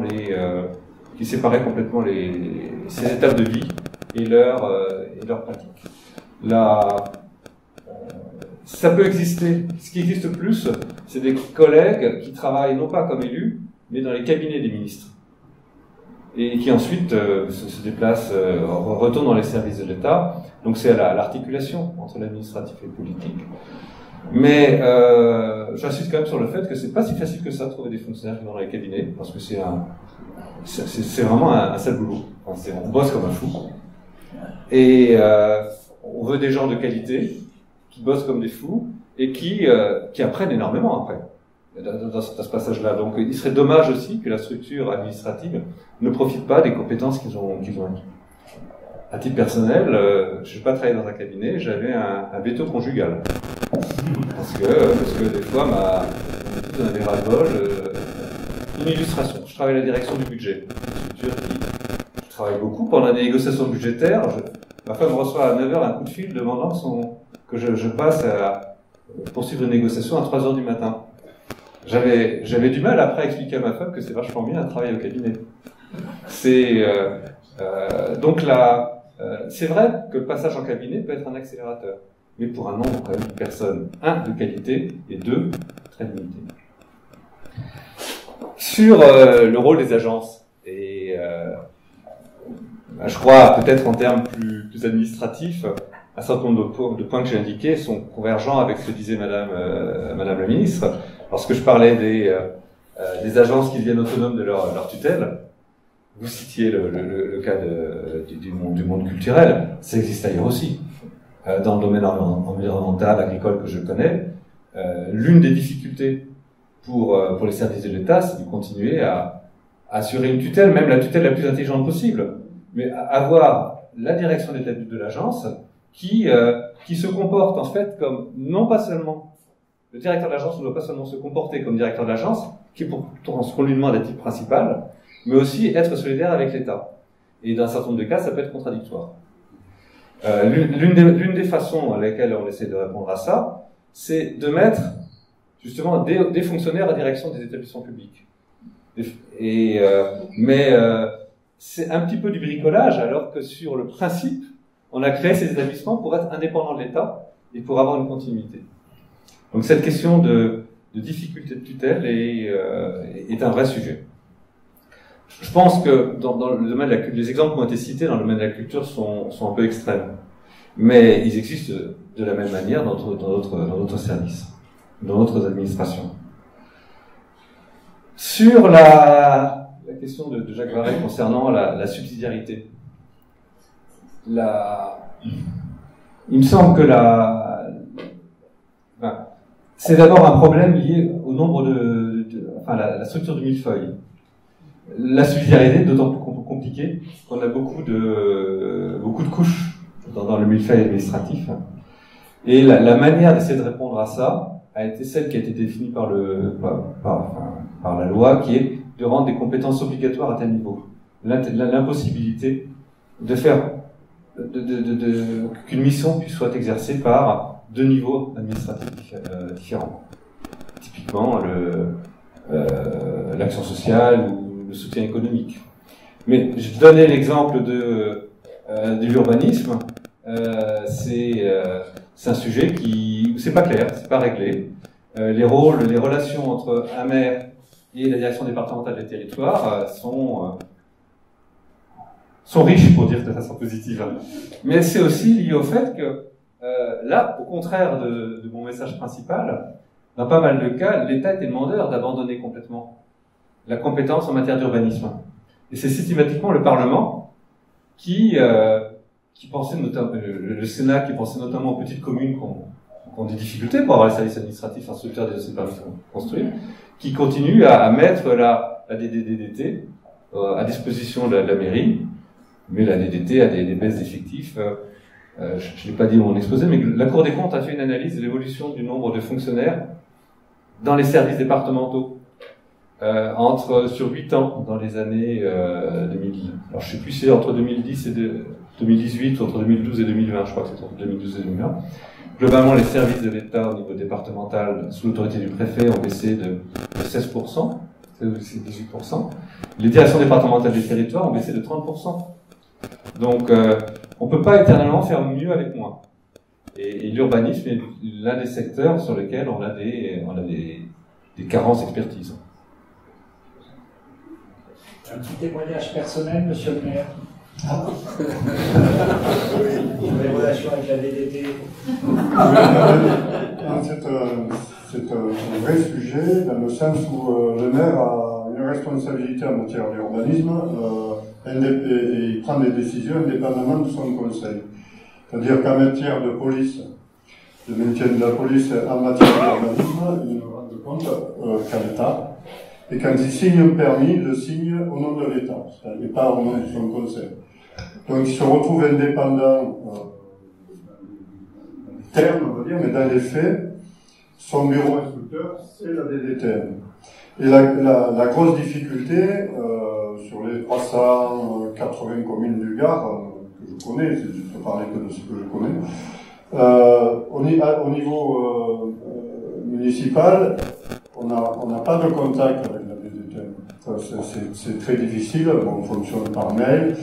On peut demander rendez-vous, essayer de défendre les dossiers en voyant physiquement les personnes, mais disons qu'il y a une distance énorme qui est créée par ce que vous avez évoqué, c'est-à-dire le manque de fonctionnaires. Quand j'ai commencé ma carrière d'élu en tant qu'adjoint, il s'est posé un problème sur le village de Saint-Romain. Un fonctionnaire de la DDTM est venu sur place. Et la population peut se rendre compte à ce moment que l'État est présent, l'État épaule l'administration municipale et est capable de traiter des problèmes particuliers qui ont lieu en Cévennes, qui sont dus à la pente, qui sont dus Saint-Romain, le village, c'est 4 familles, on ne gère pas un village comme ça, comme on gérerait, entre guillemets, un vrai village, c'est-à-dire avec son café, à proximité de son église, avec son épicerie, sa boulangerie. On se retrouve chaque fois avec des cas particuliers, qui sont des cas particuliers dus à la géographie. Et quand la population voit un fonctionnaire et peut discuter avec lui et faire remonter ce type de problème particulier, il s'instaure une confiance entre l'État et l'administré qui fait qu'ensuite le rôle du maire devient beaucoup plus facile. C'est-à-dire qu'on se rend compte que c'est fluide. Aujourd'hui, donc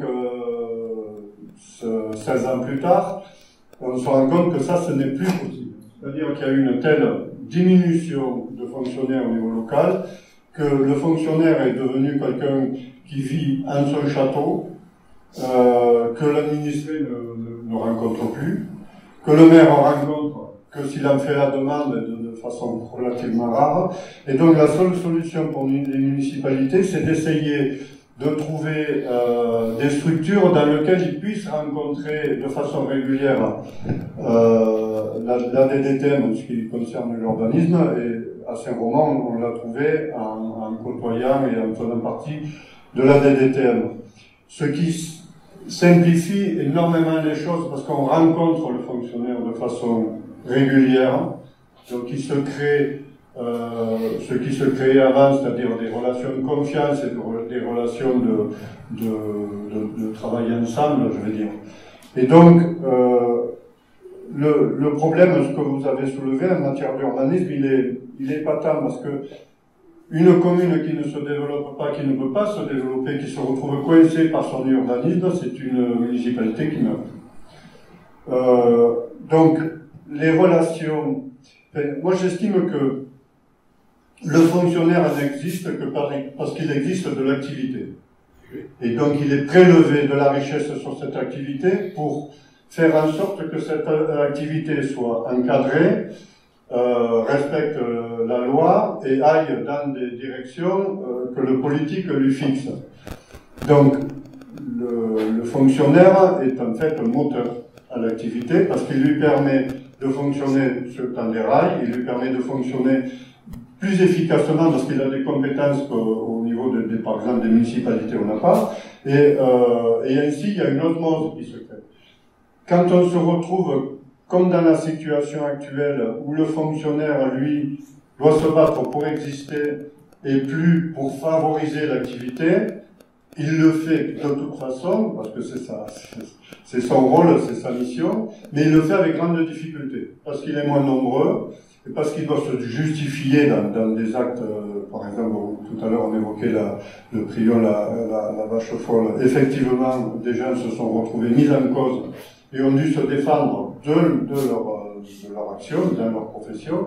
Donc on se retrouve avec une administration que les gens ressentent comme un frein, ce qu'elle n'est normalement pas, et la plupart du temps pas, et où on se retrouve paradoxalement avec la qualité du fonctionnaire qui fait la qualité du service. Dont la qualité, je parle de la qualité humaine du fonctionnaire, qui fait la qualité du service. Et avec des fonctionnaires, après, entre maires, on se dit, va voir un tel service parce que tu verras, lui, il bouge. Essaie d'éviter un tel parce que le dossier, il est plus là, il est moins bien traité, etc. Et donc on aime bien, comme on choisit son médecin, on se refile des tuyaux, va voir un tel, tu verras, il est efficace. Et c'est dommage parce que le fonctionnaire est pour moi indispensable à la structure de la nation. Donc il faut donc plus de fonctionnaires, moins d'impôts et moins de dette publique. Qui souhaite intervenir encore? Allez, oui, Hilaire. Je me sens un peu petit pour intervenir maintenant, mais disons, ça recoupe les préoccupations exprimées. En fait, c'est l'organisation. Et ce qui me frappe, c'est que dans toute cette organisation, il y a des structures qui sont en place, mais avec des qualifications de compétences, ce qui, dans un premier temps, paraît assez évident. Mais est-ce qu'il y a une réflexion suffisante, et ça rejoint la subsidiarité, de définition d'un processus de A à Z pour arriver au produit fini qui doit être assuré à un citoyen ou pour, par exemple, l'urbaniste, définissant ce processus avant de se poser la question qui fait quoi, et après, en fonction de ce processus, sur chacune des gammes opératoires des opérations, définir qui doit intervenir. Parce que sinon, c'est une guerre de tranchées sans fin. On a des structures existantes qui veulent exister par elles-mêmes et qui vont forcément se télescoper étant des guerres de tranchées. Donc ma question est plutôt posée à un monsieur qui est intervenu, j'ai apprécié votre présentation. Est-ce qu'il y a une des réflexions sur chacune des prestations et des fonctions assurées sur le processus transversal de A à Z, c'est-à-dire jusqu'à le fonctionnaire qui intervient au niveau le plus bas, avec une subsidiarité sur les responsabilités, mais en ayant un processus indépendant des structures au départ, et après, on va dire qui fait quoi dans ce maillage, qui est forcément de plus en plus complexe, et que l'électronique complexifie un peu plus, parce qu'on peut intervenir à tous les étages. Et comme on le dit, il faut qu'il y ait de plus d'intelligence au niveau le plus bas ne veut pas dire le plus méprisable, mais le plus important par rapport à l'événement. Je ne sais pas si j'ai été clair dans ce que j'ai dit là, mais ça me paraît fondamental. En fait, pour répondre au problème que vous citez, je crois qu'on peut identifier trois approches. Premièrement, le processus d'instruction d'un dossier ou de formalisation d'un service qu'on donne à l'usager. Deuxièmement, et vous l'avez cité, il y a toute l'informatique associée, enfin, le système d'information qui est censé être au service, mais qui est quand même sacrément structurant. Et troisièmement, il y a la compétence des agents.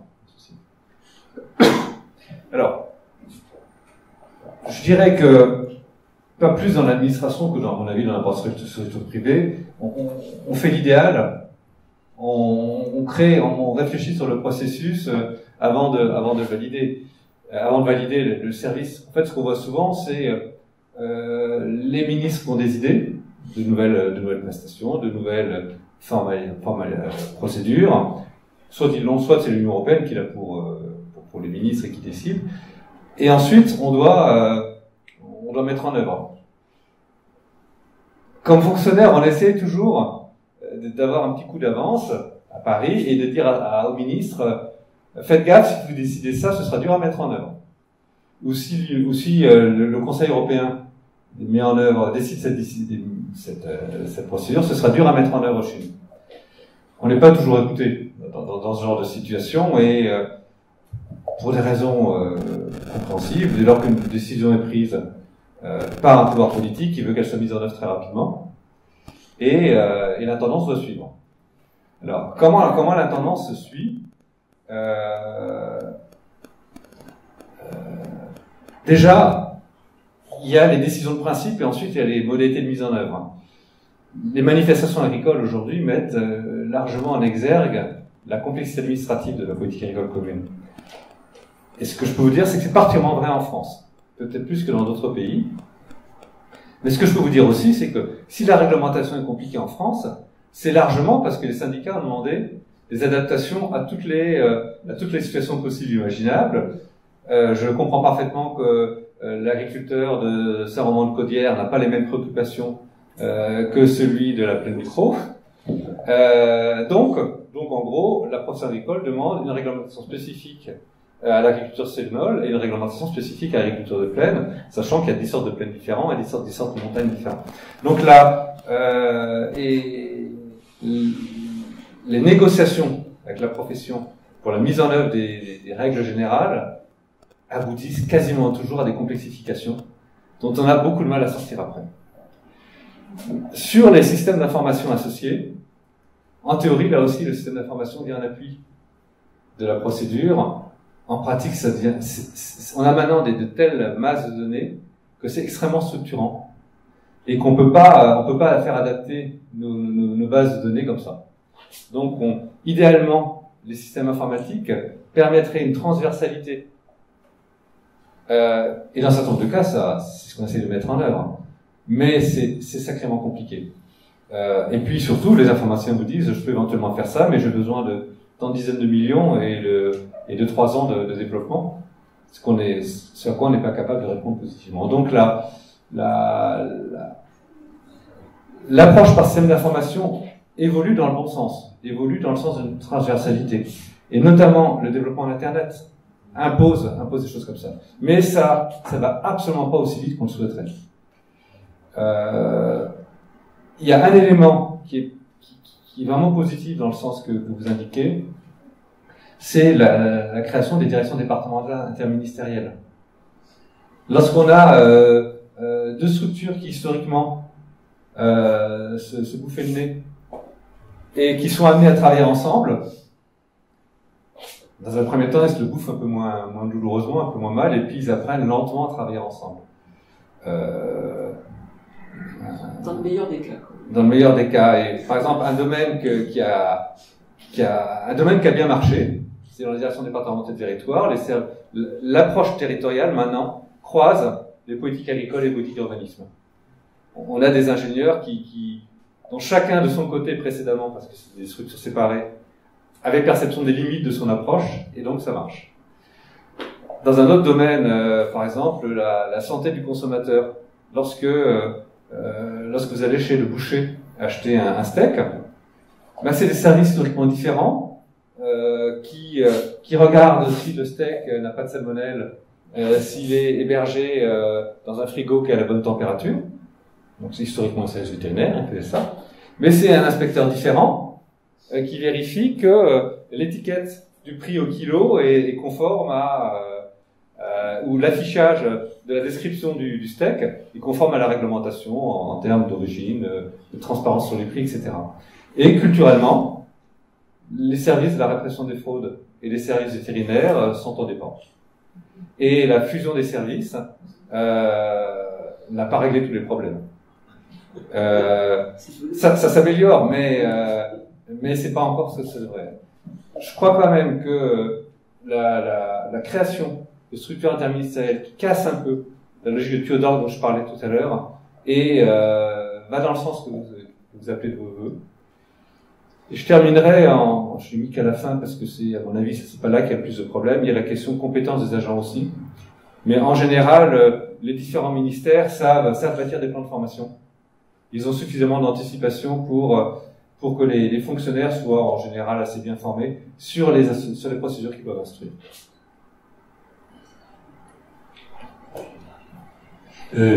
Philippe, merci beaucoup. Moi, je voudrais dire un petit témoignage personnel pour avoir fait de l'administration, puis du privé, puis de l'administration, puis du privé, puis du privé. J'ai été admiratif de la compétence, de la qualité de formation des fonctionnaires chaque fois, et tout le temps regretté qu'ils soient dans la fonction publique et pas dans les petites structures privées. On a tellement de mal à recruter. Et ça, j'ai trouvé ça injuste de me dire, ah, dans l'administration, toc, ils ont tous les gens des corps, ils sont vachement bien, puis même même les secrétariats, tout ça, c'est des gens dévoués, consciencieux.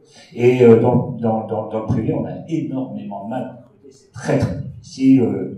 Je sais pas comment je parle dans le micro. Bon. Et puis alors que j'avais l'impression que dans l'administration centrale, bon, l'essentiel de votre temps, c'était de savoir comment vous y alliez niquer le ministère de l'Environnement, comment vous alliez tricher avec le ministère des Finances, enfin, qu'il y avait quand même une logique de maison. Moi, je me souviens quand j'ai démarré, nos collègues du corps des ponts et chaussées, on disait c'est le port des cons, c'est pas le corps des ponts, quoi. Et alors je sais pas comment eux ils nous appelaient, mais on était vraiment articulés là-dessus, quoi. Et puis maintenant c'est des frères, on est même des ingénieurs des ponts, donc j'espère c'est des ponts. Et voilà. On va passer à l'apéritif. Mais juste avant, il y a un dernier petit commentaire, Monique, toi qui as beaucoup pratiqué aussi. Oui, moi j'ai beaucoup pratiqué toutes les fonctions publiques, mais aussi. J'ai envie de dire finalement que, il me semble, en entendant tout ça, que plus on essaye de réformer par morceaux le fonctionnement administratif, et moins on y arrive. Parce qu'une bonne organisation, qu'est-ce que c'est? C'est une organisation qu'on est capable de comprendre en résumant en une phrase comment elle est organisée. Vous avez donné des exemples, je pourrais en donner des quantités. Vous parliez de l'eau ou des contrôles sanitaires. Par exemple, l'eau que vous buvez au robinet, c'est l'Agence régionale de santé qui est responsable de sa qualité. L'eau du ruisseau, c'est je sais même pas qui. Mais par contre, le captage de la source, là, c'est à nouveau l'Agence régionale de santé. Bon, il y a une logique à ça. Sûrement. En tout cas, il y a eu, au fil du temps, une négociation subtile qui a fait qu'on a défini une limite qui est comme les frontières géographiques. Vous savez, on fait des enclaves, on fait tout sauf un trait droit parce que, quelque part, on fait de la particularité.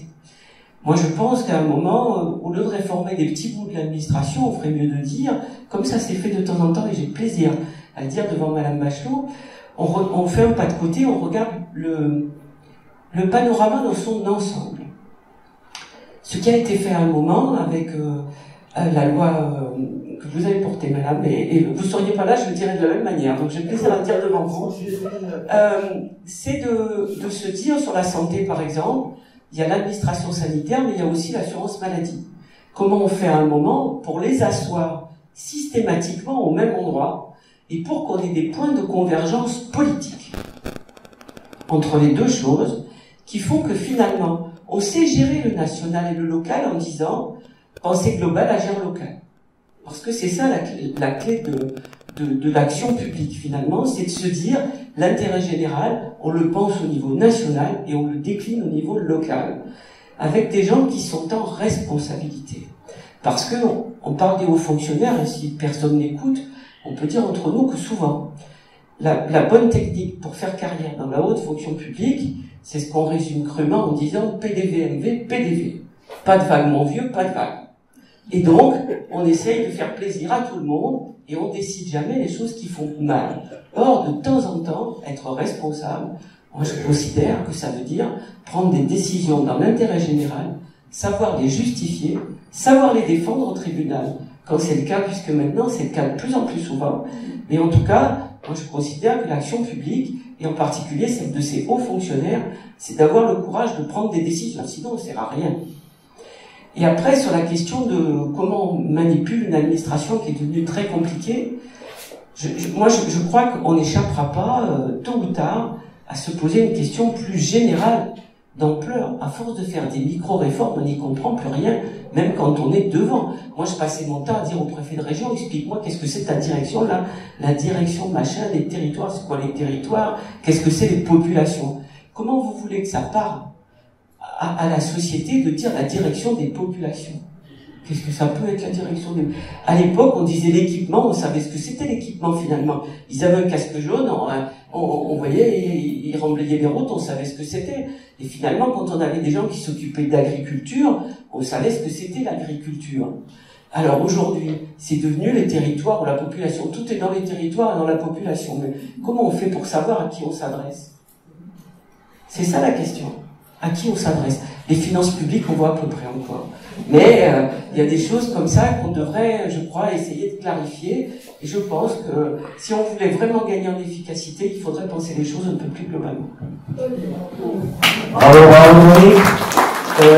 Philippe, le mot de la fin, et puis dans 5 minutes, on va passer à la partie apéritif de notre séance, tout aussi importante que la première, et puis qui s'enchaînera sur notre repas convivial pour tous ceux qui peuvent rester. Voilà, Philippe, tu conclus, et puis, non? Tu conclus très bien. Ah, bah non, j'ai pas, non. Madame, non? Alors, un énorme merci, parce que moi, je crois qu'on a eu une séance passionnante. On n'a pas abordé la totalité des sujets, on n'a pas réformé complètement l'administration française, mais nous y avons contribué. Et voilà. Hein, et on a réuni des personnalités éblouissantes sur ce plateau. C'était brillant, c'était intelligent. On s'aperçoit que derrière des trucs simples, en fait, il y a des neurones qui ont tourné. Et un grand merci d'être venu dans notre petit village, cher Philippe, pour nous évangéliser. Voilà.